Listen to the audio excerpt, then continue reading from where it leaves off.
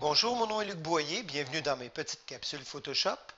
Aujourd'hui, nous allons voir la distinction qu'on peut faire au niveau de la teinte, saturation et vibrance dans l'environnement Photoshop.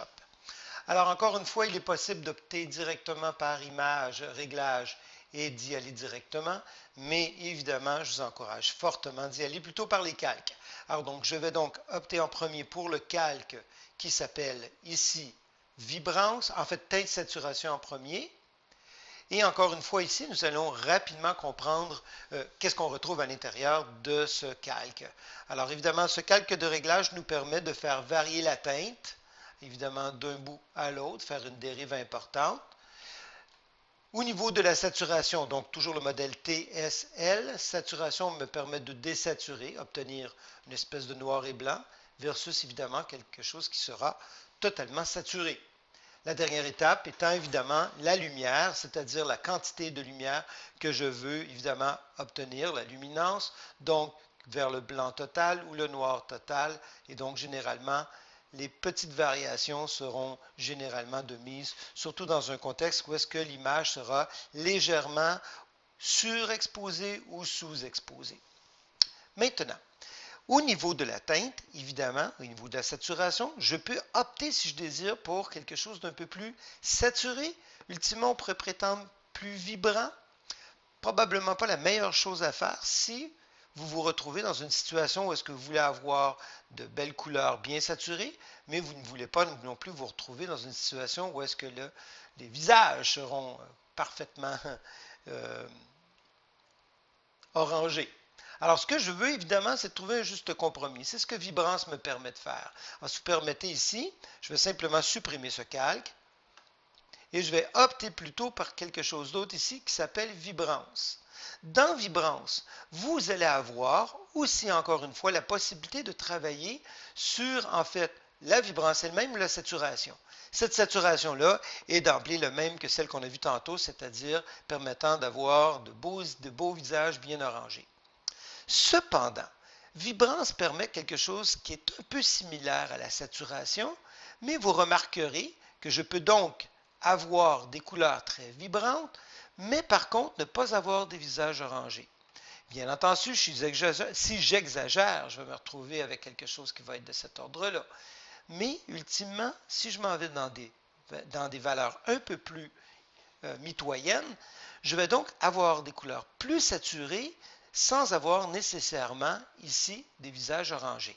C'est en fait la différence entre vibrance et saturation. Vibrance va tenter d'éviter les tons de chair, de saturer les tons de chair. Évidemment, je peux composer avec les deux et me retrouver dans une situation qui sera malheureusement encore une fois trop pénible.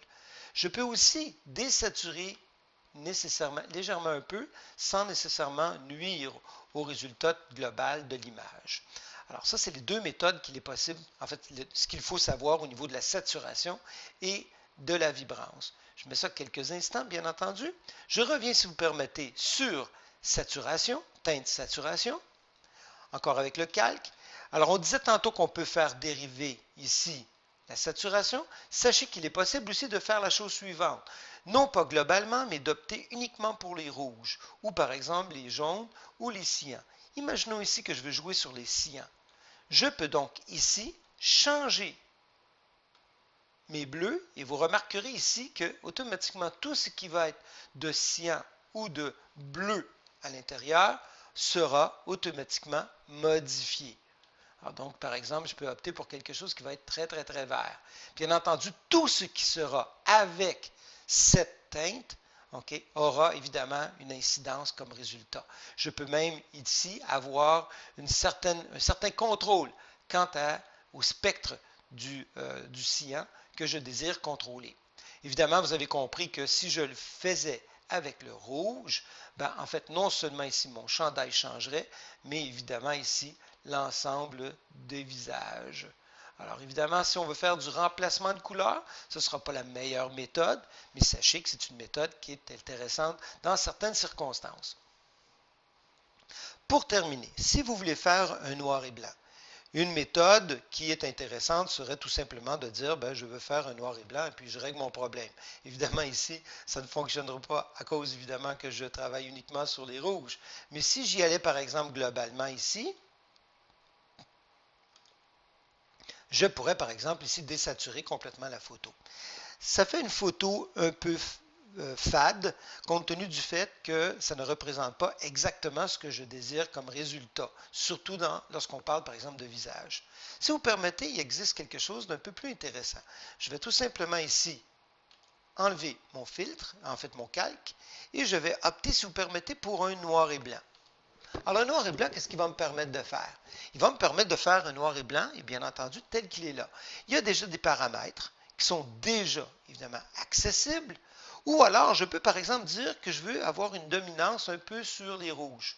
Alors, par exemple, ici, avoir les rouges un peu plus présents, OK, au niveau du résultat. Alors, déjà là, on peut voir ce que ça peut donner en mettant les rouges un peu plus, exemple, dans les valeurs négatives. C'est sûr que si je fais quelque chose comme ceci, au niveau des jaunes, j'aurai moins d'incidence compte tenu qu'il y a moins de jaune à l'intérieur. Si vous regardez ici, au niveau des verts, cependant, vous remarquerez que si je fais une modification à l'intérieur des verts, encore une fois, je risque de ne pas avoir ce que je désire. Cependant, au niveau des cyans, on voit le résultat tout de suite au niveau du chandail qui est ici.